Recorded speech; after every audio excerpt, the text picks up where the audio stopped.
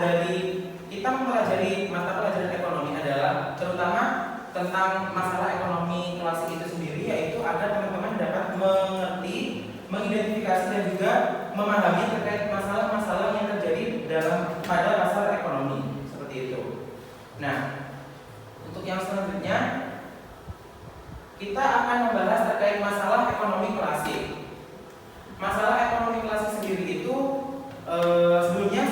sebelum saya sampaikan apa secara garis besarnya masalah ekonomi klasik itu, dari teman-teman, apabila teman-teman melihat atau mendengar istilah masalah ekonomi klasik itu, dalam benak teman-teman apa yang ada di pikiran benak teman-teman itu terkait masalah ekonomi klasik?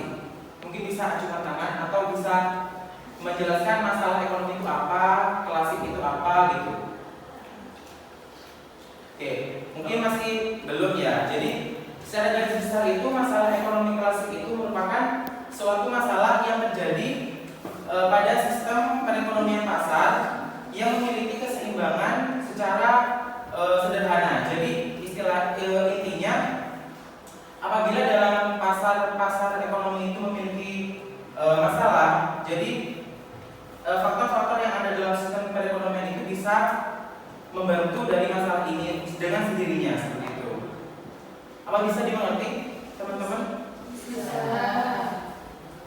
Baik, untuk yang selanjutnya, nah sebelum kita masuk ke sini, masalah ekonomi klasik itu memiliki tokoh dan juga teori yang mendasari. Tokoh dan juga teori yang mendasari dari masalah ekonomi klasik yaitu tokohnya Adam Smith yang mengemukakan bahwasannya pasar klasik itu memiliki sistem tatanan pasar yang bebas. Artinya semua produsen yang ada dalam sistem pasar itu memiliki kebebasan untuk memiliki usaha. Jadinya tidak terikat. Jadinya misalkan orang satu harus memiliki usaha satu. Jadi enggak. Jadi orang satu bisa memiliki beberapa usaha dalam sistem tatanan perekonomian yang ada di pasar itu sendiri, seperti itu. Nah, setelah itu masalah ekonomi klasik itu memiliki ciri-ciri. Yang pertama, yang sudah saya sampaikan tadi bahwasanya masalah ekonomi klasik itu memiliki kebebasan. Jadi seperti yang sudah saya sampaikan tadi bahwa satu orang bebas memiliki beberapa usaha seperti itu. Yang kedua, harga dari barang atau jasa yang diperjualbelikan oleh produsen itu memiliki kebebasan untuk menentukan harga. Jadi tidak melulu tentang itu harga umumnya dari pasar-pasar yang lain seperti itu. Jadi produsen itu memiliki hak untuk menentukan harga dari barang yang dijualnya itu. Nah, yang kedua itu terkait pasar itu memiliki kebebasan. Artinya pemerintah dalam pasar ekonomi klasik itu, pemerintah hanya sebagai penyedia infrastruktur. Jadi kayak menyediakan bangunan saja, terus sebagai pelindung untuk hukumnya seperti itu. Jadi dalam sistem ketata sistemnya ekonomi dalam pasar itu tidak sepenuhnya diatur oleh pemerintah seperti itu. Nah, selanjutnya kita akan masuk pada masalah ekonomi klasik. Masalah ekonomi klasik sendiri itu dibagi menjadi tiga macam, yaitu masalah produksi, masalah distribusi, dan juga masalah konsumsi. Nah, yang pertama kita akan bahas yaitu masalah produksi. Masalah produksi itu berkaitan dengan bisa dibaca di samping bahwasanya inti dari masalah produksi itu adalah bagaimana cara produsen itu mengidentifikasi kebutuhan dari masyarakat yang ada di sekitar pasar gitu. Jadi kalau misalkan saya sebagai produsen, misalkan saya menjual tempe gitu ya. Nah, saya sebagai penjual itu harus mengidentifikasi kebutuhan dari masyarakat di sekitar itu apakah memang membutuhkan tempe atau enggak seperti itu. Contoh yang lainnya mungkin saya penjual atau produsen dari selimut atau jaket gitu ya.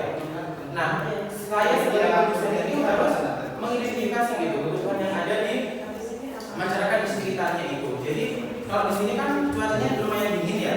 Jadi mungkin kalau untuk produsen atau produksi jaket atau selimut itu mungkin cocok untuk masyarakat di sekitar sini seperti itu. Nah, apabila memproduksi jaket atau selimut di daerah yang cuacanya lumayan panas, itu kan mungkin kemungkinan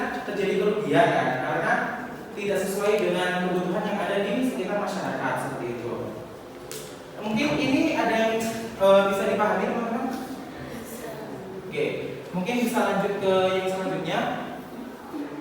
Nah, yang selanjutnya itu adalah masalah distribusi. Bisa sambil dibaca. Masalah distribusi adalah masalah bagaimana produk kita bisa terdistribusi secara baik hingga sampai ke tangan konsumen yang membutuhkan. Sistem distribusi klasik adalah melalui transaksi langsung antara produsen dengan konsumen yang dilakukan di pasar atau pasar nyata. Jadi intinya dari masalah distribusi ini adalah bagaimana cara produsen memastikan barang yang kita jual itu terdistribusi, tersalurkan dengan baik gitu. Karena misalnya kan ada kayak saya jual ini, jual makanan ringan gitu ya. Terus nanti ada pihak keduanya gitu untuk menyalurkan. Kayak misalkan saya jualan makanan ringan. Terus Mas apa namanya?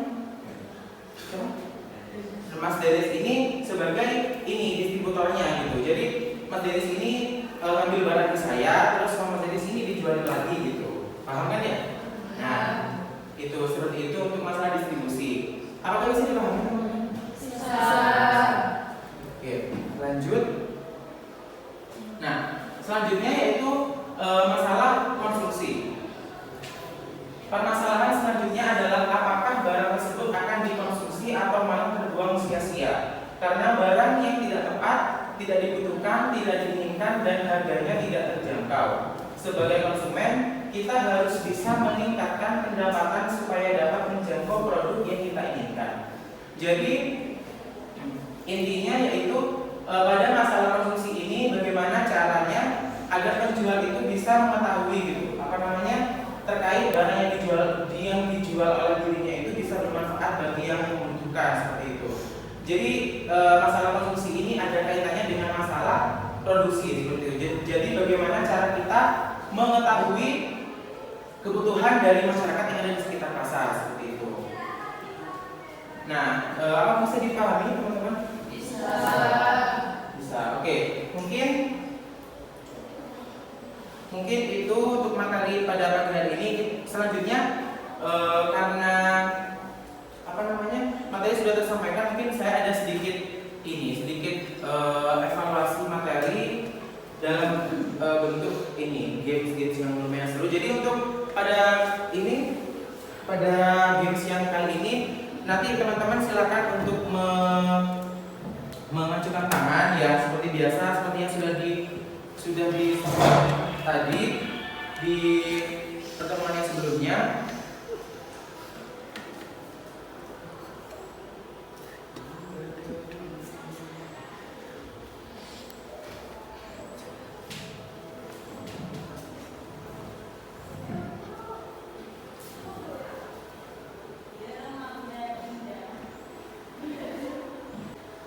Jadi mungkin sambil menunggu partisipan ya, ini sambil menunggu saya jelaskan terlebih dahulu terkait ini. Kenapa saya menggunakan aplikasi atau web quizzes ini gitu. Jadi web quizzes ini itu sebenarnya digunakan untuk kita sebagai evaluasi pembelajaran gitu kan. Nah, sebenarnya ini kode permainan ini bisa diakses melalui handphone. Jadi di HP itu bisa dicari join my quizzes itu, linknya digunakan perangkat apa saja itu, lalu dimasukkan kode dari permainannya itu. Nanti kalau sudah terkumpul, misalkan ini kan jumlahnya ada 15 kan. Nah, nanti di sini muncul 15 gitu. Kalau udah 15 baru dimulai seperti itu. Nanti di HP-nya teman-teman itu bisa muncul pertanyaan sama pilihan jawaban seperti itu. Nah, karena itu sudah ada beberapa pilihan join, jadi karena kan kebetulan kita teman-teman kan tidak memegang HP kan. Jadi kita langsung jawab di sini saja seperti itu. Nanti kalau ada yang bisa menjawab, angkat tangan ya teman-teman. Ya.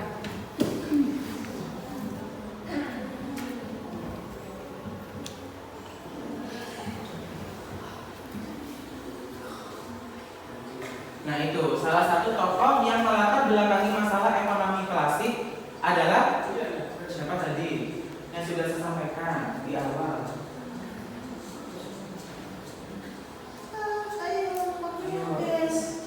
Itu 14-13 itu buat waktunya. Ayo. Semangat.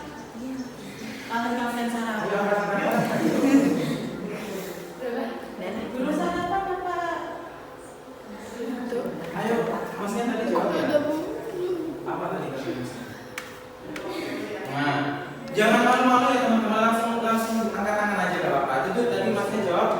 Adam Smith. Jawabannya benar ini.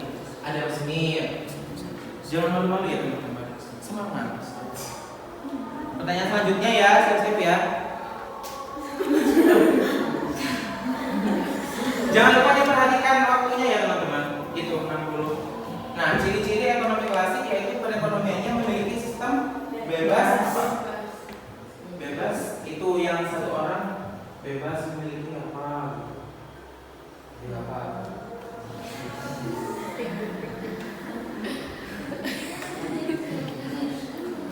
Bebas memiliki. Katakan saya memiliki pabrik tahu gitu, sama memiliki pabrik PT gitu. Bebas apa namanya? Memiliki pabrik itu namanya apa? Nah, angkat tangan. Iya, baik. Apa jawabannya? Ya, itu. Coba dicek ya.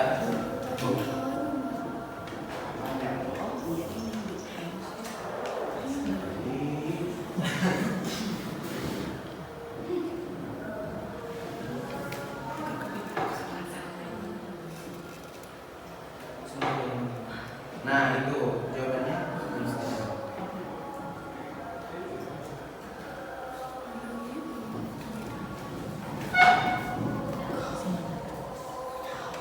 Nah, selanjutnya, dalam ekonomi klasik pemerintah berperan untuk titik-titik dalam sistem tatanan ekonomi pasar. Ayo, apa tadi? Kan tadi pemerintah tidak sepenuhnya berpengaruh terhadap tatanan pasar gitu kan. Ada dua tadi, sebagai apa itu? Pemerintah sebagai apa tadi?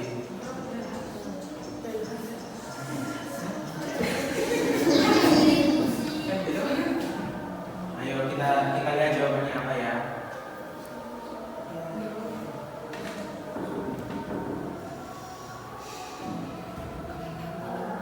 Nah, itu jawabannya.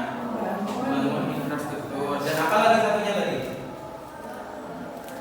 Karena ada dua, memfasilitasi infrastruktur sama apa tadi yang tentunya? Penegak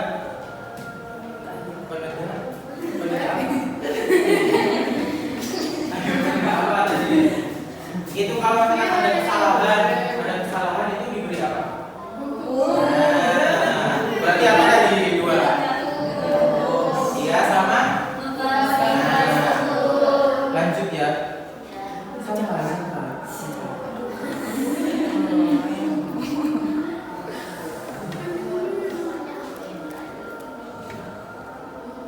Nah, titik-titik harus memprediksi secara tepat mengenai barang jasa sesuai dengan kebutuhan pasar. Apa tadi? Distribusi. Nah,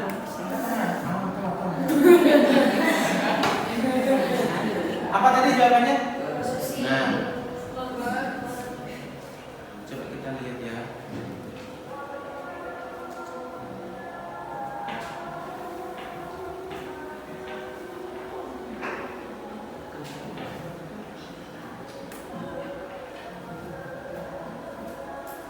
Nah, jawabannya bukan produksi ya teman-teman. Produksi itu kegiatan membuatnya. Kalau orangnya itu namanya produsen. Nah, kalau distribusi orangnya namanya apa? Kalau konsumsi, kita sebenarnya jangan malu-malu ya.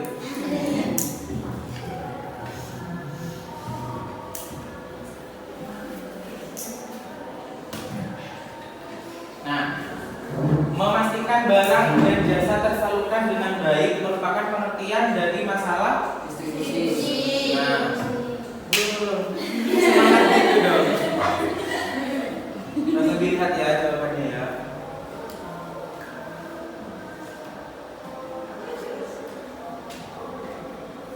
Nah, nanti kalau misalkan join pakai HP itu bisa muncul itu nilainya. Nah, itu benar. Beli tepuk tangan dulu dong. Nah, lanjut ya. Ini pertanyaan terakhir.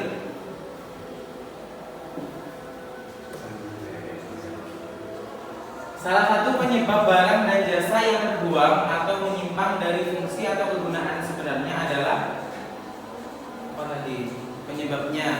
Penyebab barang yang terbuang.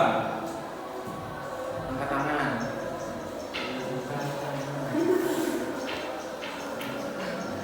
Ayo, waktunya tinggal 8 menit, 8 detik, 7 detik, 6 detik, 5 detik. Ayo apa? Kenapa? Ya, itu juga masuk. Nanti kita lihat jawabannya.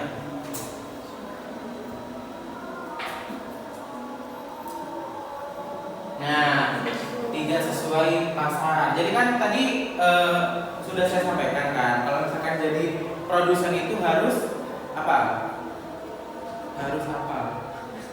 Harus mengidentifikasi kebutuhan dari masyarakat itu, gitu kan. Kalau misalkan tidak sesuai, itu kan tidak sesuai pasar itu maksudnya tidak sesuai sama kebutuhan pasar. Jadinya itu barangnya terbuang atau menyimpang dari fungsi kegunaannya gitu. Gitu ya. Gitu.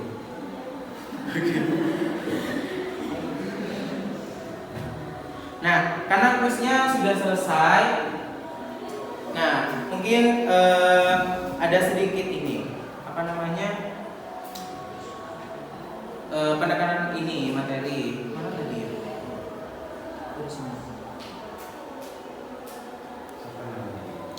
Nah, tadi kan kita membahas terkait masalah ekonomi. Nah, kita membahas masalah ekonomi klasik kan. Nah, yang dimaksud dengan masalah produksi ini gimana? Masalah yang terjadi dalam produksi, dalam sistem produksinya itu apa?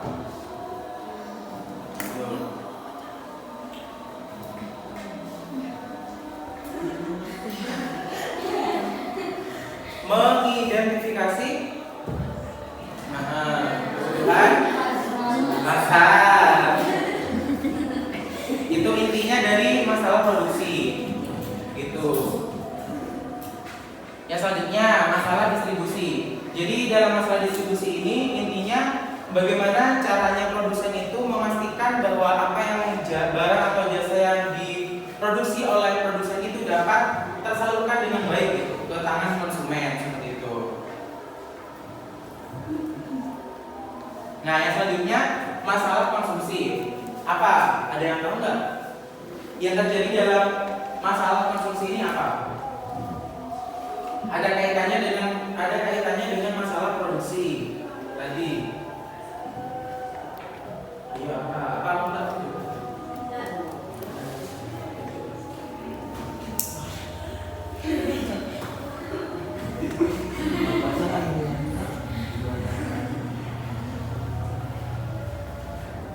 Ayo.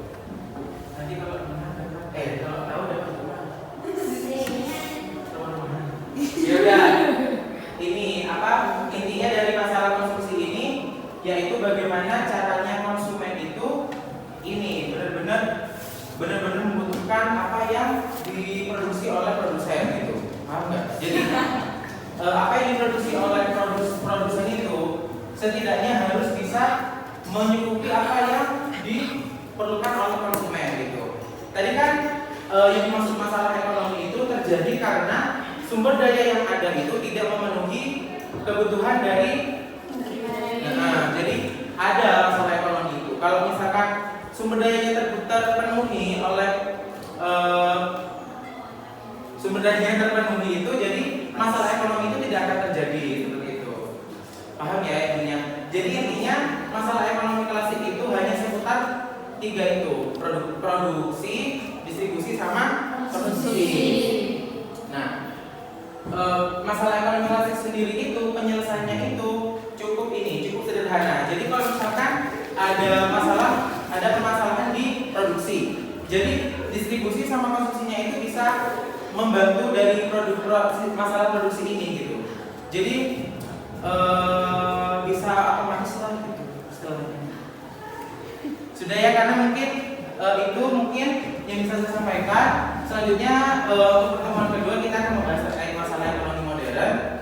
Sebelumnya terima kasih kepada teman-teman kesetaraan AKT yang sudah hadir pada siang hari ini. Mungkin sebelum menutup pembelajaran, alangkah baiknya kita berdoa penutup seperti itu. Doa penutup akan dipimpin lagi oleh ketua kelas. Kepada Mas Siti bersih.